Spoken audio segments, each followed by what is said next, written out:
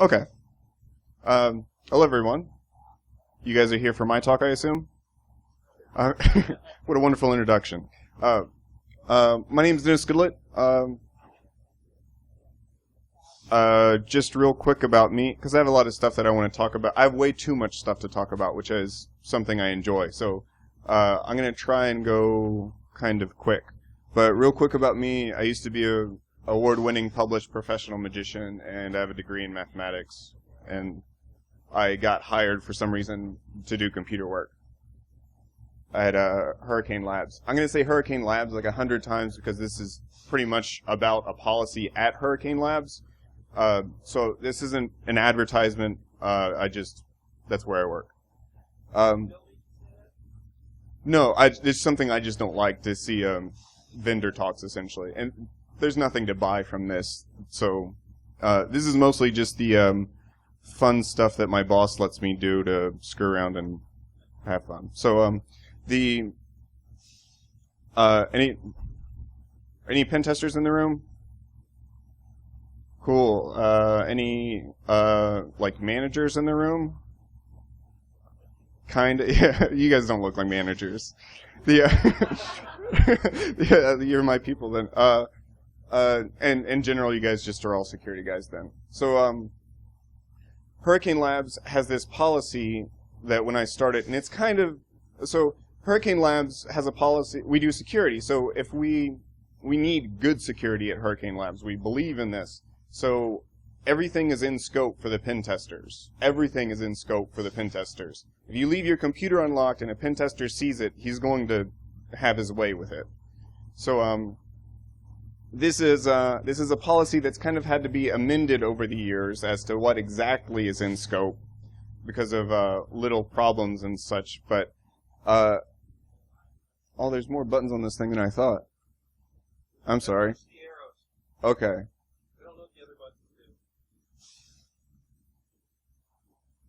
I was just...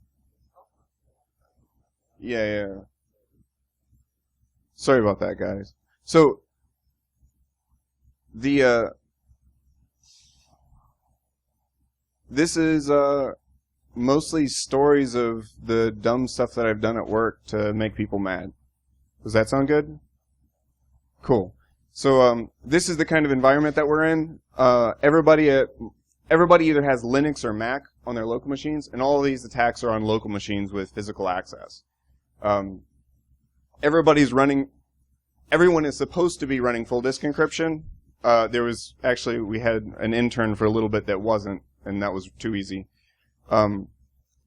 Everyone should always lock their computer screen. Right now, if anyone steps anywhere close to there, I'm going to run for my computer. This idea of constant threat is always around, that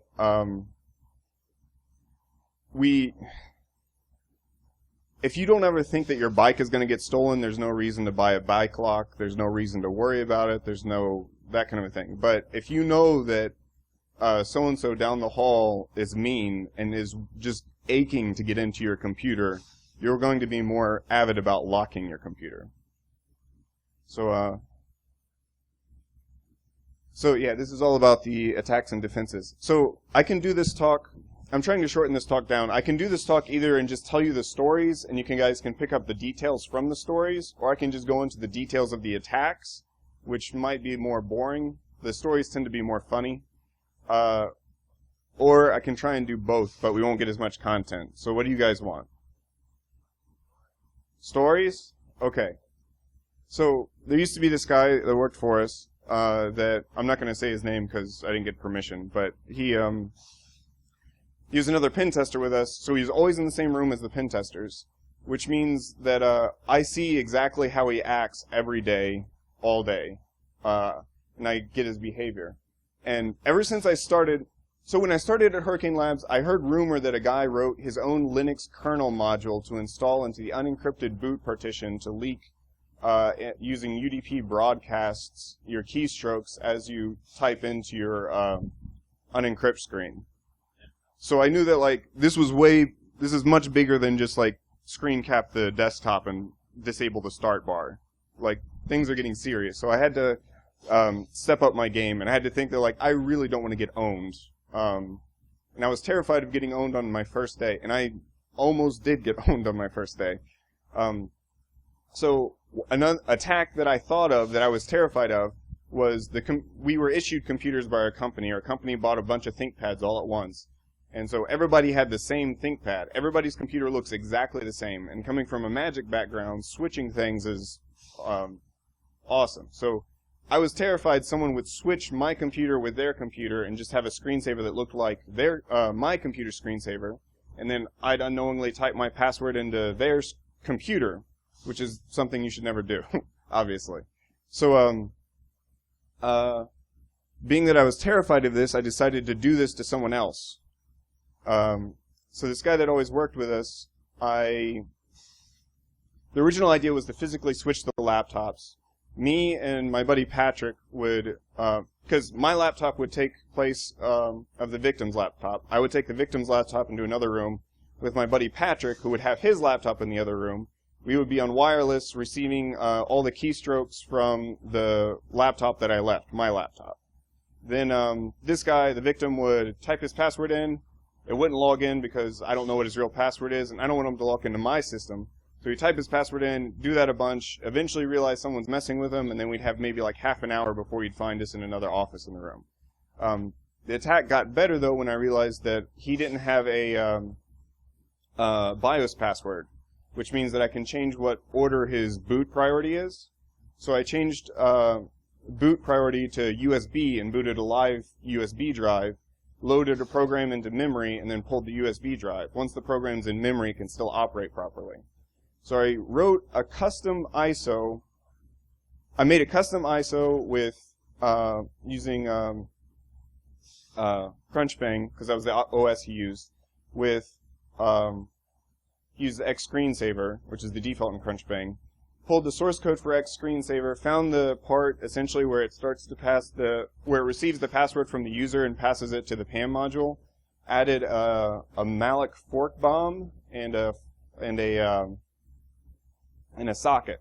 So the password would be sent to my computer through a socket, and then it would do that 3 times, and then do a malloc fork bomb, which is allocating a bunch of memory and then doing that recursively down in a big tree. So it kills your resources instantly. The computer just locks up and dies right away. So then one day when our victim was out of the room for a couple moments, there's a lot of problems. I should mention there's a lot of, if you try this, there's better ways to do this now that I know of. We were testing this in a virtual machine, and then the virtual machine worked, but it was because it was installed to the virtual machine, because I want to turn it into an ISO. So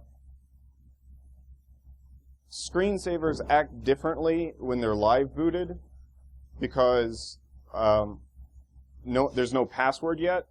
You haven't installed it and you haven't set a password. So X Screensaver, when you use it in live boot mode, if you hit escape, it just goes away. Also, it'll accept any password and some other things. So I had to disable the escape key with xmodmap, and I had to disable a bunch of keys and I had to really mess around with it. But eventually I got it to work, kind of. And when the victim was out of the room, we grabbed his computer, put another computer, hard booted his computer, plugged in a USB drive, turned his computer back on, and it only took about 30 seconds to boot, because Crunchbang is a really light distro. Made sure X Screensaver popped up. X Screensaver popped up automatically because of auto run and all that I had set up. Pulled the USB drive, and then I tested it real quick with one password because I'm too paranoid and I was afraid it wouldn't work, and you only get one shot at this. So tested it, ran back to my computer and checked my socket, and I didn't get the password. So I ran back, tested it again, it didn't work. So I turned it off, started it again. My buddy Corey was at the window, like, peeking out, holding the door closed just in case he would come back. And there's a bunch of yelling back and forth about just, hold the door, just don't let him in here. Eventually, we got the computer, I rebooted another time, got the screensaver to work, ran back to my computer, sat down, all of us pretended like nothing was happening. The victim came back in and sat down at his computer. And while I was sitting there, I saw that I had a connection from the socket, and it entered nothing and closed again. And that counted as a password attempt. I didn't realize that if the password login times out, that counts as a attempt. So I had about 30 more seconds for him to enter his password in, or I wouldn't succeed. Luckily, he did enter his password in, and then started cussing because his computer stopped responding and nothing was working. And then so he hard booted his computer, turned it back on, and everything was fine. A few days later, we started making his computer talk to him. So the idea is, you can't tell one screensaver from the other. There's no way to know. I've tried to keep my eye on my laptop, but if I look away just for a couple seconds, my friend over here could throw it under the table and throw another one back on top if he has my presentation slides. There's no reason. When we talk to a website, there's a cryptographic handshake that proves the website is who it is based off CA certificates and those kinds of things. I don't have that for my laptop, and there obviously is a threat for someone switching my laptop because I did it to somebody. So I tried to find a solution to it, but I'm not very smart. The idea is... Oh, I'm going backwards again. My solution, the idea is I wanted a screensaver. I didn't want to... There needs to be some kind of cryptographic verification, which means a really strong math, and I can't do that in my head. So I need something that's smarter than me in math, so I was going to use my cell phone in order to verify the mathematics. I don't want to connect my cell phone to a computer that isn't mine, and I don't want to wirelessly connect it to a computer because I can't see that this phone is actually connected to that computer and not the computer next to it. So I ended up making the idea of a visual hashing algorithm that I wanted a picture that was complicated and very difficult to be processed by a cell phone or something, but my cell phone can duplicate the same image. And if my cell phone has the same image as my laptop, then everything's cool. So I have an implementation of it. I don't have it implemented on my cell phone. I can show you real quick just by locking my computer.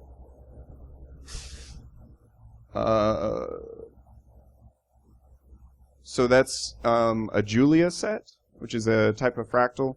It's a Julia Blob, I think, actually, which is instead of taking it to the second power, you take it to I won't bother you with the details. You don't want to know about it. At any rate, every 30 seconds, there's a new TOTP token. TOTP is this algorithm that Google two-factor uses. Every 30 seconds, there's a new TOTP token, which is essentially the seed for this image. The numbers that come out of the TOTP token make up the make up the coefficients of the recursive equation that makes that ugliness.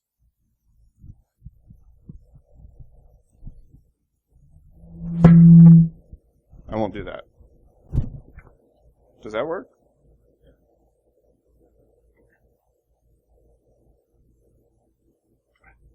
You guys know my password length. You guys know my password length now.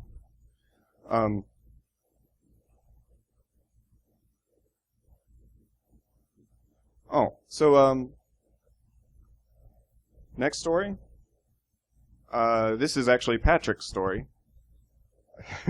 The friend that helped me get the guy last time. I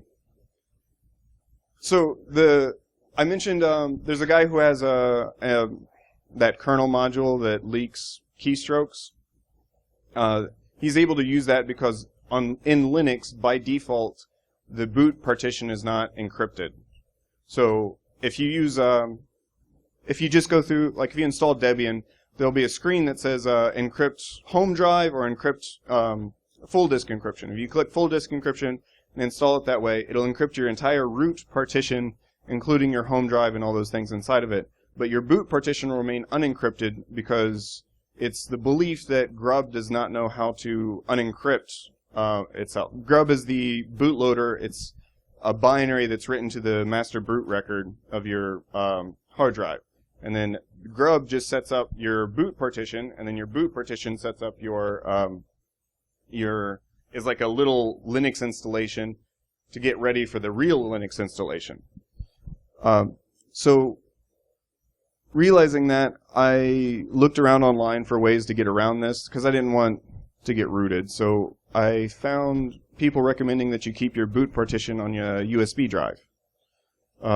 So currently the boot partition for that computer is on this USB drive. So if you get my computer and it's turned off, you can't root my boot drive because it's over here. And this tends to be closer to me than my computer is. When I go to the bathroom at work, this is still in my pocket, that isn't. So there it is. I have my friend Patrick did the same thing because he's just as paranoid as I am, more paranoid than I am. So he has his boot partition on his USB drive. But in the morning, to do this, it means you have to open your laptop, set it down, plug all these cords in to make dual monitors work and all that junk. Plug your USB drive in, turn your computer on, wait a few seconds in order for BIOS, and then for grub, and then your boot partition starts, and it starts the hook to do encryption, and then you got to type your password into that thing, and then you got to wait another however long in order for your OS to start, and then you got to type your password into your OS, and then you have your computer.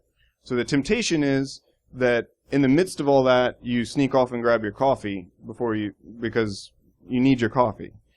So Patrick failed to this temptation, and after he'd type in his encryption password, he'd go off to get coffee. And being that I watched him do this every day, and additionally because he left his USB drive inside of his computer, I realized that I could pull his USB drive out of his computer, and it would actually be easier than pulling his hard drive out of his computer and messing with it.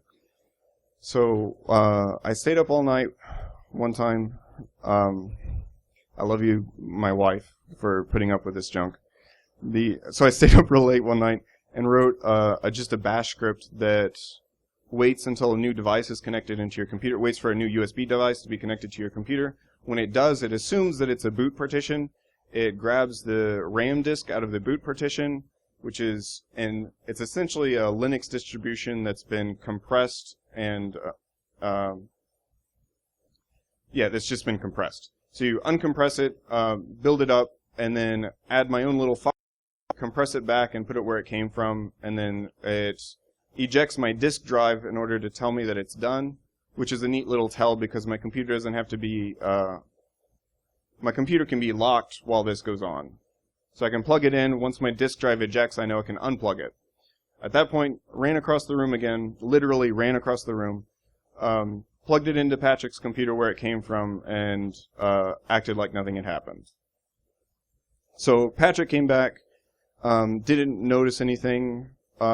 There's the potential that the device won't be mounted when the victim looks at the computer because you've unplugged the USB drive, but it seems that's not always the case. It seems like you can unplug it and plug it back in real quick, and it still thinks that it's always been there. So Patrick came back, not realizing what had happened, logged into his computer. The payload that I did won't work unless he's rebooted his computer because the RAM disk has to run. So I convinced Patrick to reboot his computer by explaining this attack to him and telling him that he can guard against it by taking MD5 sums of all his RAM disk. Which is entirely mean. But I couldn't wait till tomorrow.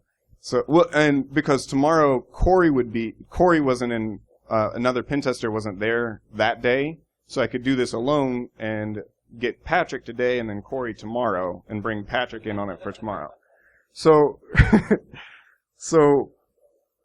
me and Patrick convinced Patrick to do this. He took MD5 sums of his boot partition, which included the back door that's already inside of it. So it's not going to get mad when the MD5 sums will be correct because it's the backdoored RAM disk. Rebooted his computer, and which enacted the shell. which checked to see if he was connected to the Hurricane Labs wireless network, and if it was, it would send a reverse shell to my computer. And it's important, it's part of the being nice idea that if Patrick goes on site, I don't want him sending shells to people, to customers. So it's important that when you do this kind of stuff, if you should do this kind of stuff at your employment, and I don't recommend you do, that you watch the possible repercussions of it. So anyways, Patrick rebooted his computer.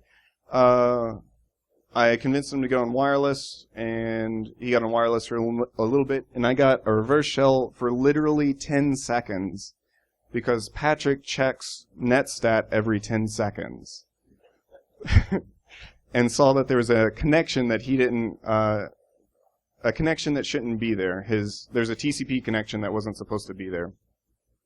So, at that point, I got off 2 commands, which I kind of feel dumb about, because I did hostname and who am I. It was the network manager process, which runs as root, so I was root. Hostname was his computer, which is a dumb command to run, because who else would have sent me a shell? But I was excited and nervous. And then I typed a command that would get his LDAP password, because of the way Pigeon is implemented. So, at that point, that command hung and died because Patrick had pulled the plug on everything. So then, I told Patrick how it worked, we reversed it, and then we tried it on Corey the next day, but it didn't work on Corey. And that was even worse because I got up like 2 hours earlier than I normally do and hid in the parking lot next door to where I work and waited till Corey came in, and then Patrick convinced him, like, hey, we should go get coffee grounds. We're out of coffee grounds. So then they went off to get coffee grounds, and I ran up with my computer booted and tried all this, and it didn't work. Because he had a BIOS password. Or a hard drive password on his, because it was a ThinkPad. So anyways, the defense to that, the defense to that, the defense that I had for that was to take MD5 sums of all the files and check them on every boot. But it turns out you can encrypt your boot partition. If you look up full disk encryption, Linux, Arch, one of the second thing on Google will be someone describing how to do that. So even though my boot partition is in my pocket right now, it's also encrypted. The only unencrypted thing is my master boot record, and that's also in my pocket. I'll tell you one more story because I'm running out of time. And do you guys know what a ducky is? Yeah, it's just oh man, I keep hitting the thing. It's a little USB device that when you plug it in, it just pretends it's a keyboard and starts typing stuff incredibly fast. So, some people kind of make it to be the, be-all, end-all rooting device. If someone leaves their computer unlocked, you can root their computer in 5 seconds, because you can just plug it in, and it's as if you can type out the biggest, ugliest, cool hacker command ever, and real quick. But everyone at my work locks their computers religiously. So that doesn't work that well. So I have 2 stories where we got someone with this. One of them was, I used to be a professional magician, so there was this new girl, and she would be at her computer, but she would turn all the way around and interact with us, and we'd always kind of oh no, almost get her. So we needed to have a strong distraction. So, or I needed to. I'm the one that does all this stuff. I'm just mean. So I tossed Patrick my ducky that has a payload for Ubuntu that will just root an Ubuntu machine. She was running Ubuntu. So I tossed Patrick my ducky and said, hey, thanks for the files. I got them off of there. Something like that. This USB drive I successfully used in the way it's normally supposed to be used. Here you go, Patrick. You can have this back now. Patrick knows this is a ducky, has no idea, for a moment doesn't realize why would I hand this to him, and then I immediately turned to her and said, hey, did you know I used to be a magician? Would you like to see a magic trick? And then, and I literally just did one of my best routines, just let me come over here where everyone can see better, and just went in the opposite direction of her computer, and did a routine, and Patrick plugged the thing in and peeked over and watched a box pop up and things type out and then the box disappear. And he unplugged it, and we still didn't get it because it got firewalled. The other time that we did it was, just real quick, there was another guy that we attached a USB extension cord, like 5 USB extension cords, into his computer, behind his computer. He had a USB thing in a port behind his computer that you couldn't see so that we couldn't do this, so we plugged a USB hub into that and plugged his mouse into the hub and then this USB extension cord. Ran it under the cubicles next door, and then Patrick came over and talked to him about Grand Theft Auto, the new game that he bought, and then I went into the other cubicle and just plugged it in and unplugged it, and then we had a shell when we got back to our computers. Is there any questions about all this? Some of the source code for this is available on my GitHub, and I'll skip to my contact information. If you do have any questions, I had to be kind of quick, and I don't want to go over time. I want to make sure the next guy gets up here. Oh, okay. Okay. Any questions? More detail? Yes? Have you ever thought of just replacing somebody's keyboard with a USB hub inside it and adding your payload there and just waiting? We were actually, one time we were working on some, messing with some hardware stuff that used a wireless protocol. So we were trying to sniff this wireless protocol, and we started seeing keystrokes, and the guy behind us had a wireless keyboard, and it were his keystrokes, and now I don't think anyone uses wireless keyboards anymore. No, you just replace the keyboard. He did that a while back. They put a PC inside the keyboard. Oh, yeah. Okay. And made it move the mouse like 1 pixel when it was dark and did motion detection on it. And they sent it to the person that, hey, we're going to do a refresh. That's cool. But internally, you can get rid of all that and just put the exact same keyboard. There's Mm-hmm. lots of space in them. Mm-hmm. Yeah, that would be neat. I always wanted to. So I have an idea for making the Ducky wireless by essentially just disconnecting the power from the. So just make another USB, like an USB extension cord, cut it in half, and put a switch on the the power cord, and then have a remote switch for that, which would allow me and instead of me and Patrick having to do magic tricks while Patrick does it in the background, does the dirty stuff in the background, I can be doing magic tricks and just hit a button for the moment I know that they're looking away from the computer. But yeah. Yeah.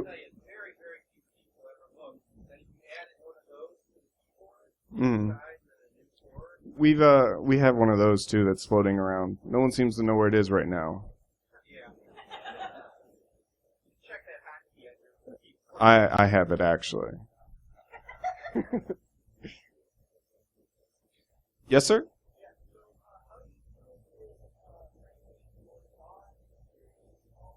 Yeah, they kind of get a free pass. Oh, I'm sorry. What did you say? Yeah, they almost get a bit of a free pass. That, like, we're not going to root their computer because they'll never figure out how to unroot it. So, and we're not going to make them reinstall their system. Patrick reinstalled his system because no matter how much I assured him that my back door was this, he knew that it very well could be any number of places. So it's very wise of him to have reinstalled. Sadly, though, I've gotten him to reinstall since then just by making him think I rooted him. Any other questions? All right, cool. Well, thank you guys for paying attention to me.